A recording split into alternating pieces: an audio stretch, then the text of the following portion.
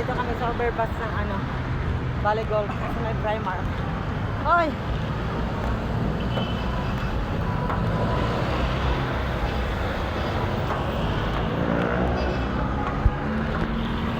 Hindi pa nahulog. Yan ang official na natin. Oh. Ha? Mag-apply Christian. Diyan nga. Kaya nga. Diyan nga, oh. Ha? Guys, dyan dati si Christian nagtatrabaho guys sa Primark. Dyan dati. Sa Sibmore. Saan na? Ba't Sibmore to? Tinuro ko Sibmore. Nabaliw na ako sa video. Sibmore pala ang tinuro ko. Saan? Ay, okay naman pala. Kasi ang Sibmore nasa loob ng Primark. Saan ang Primark?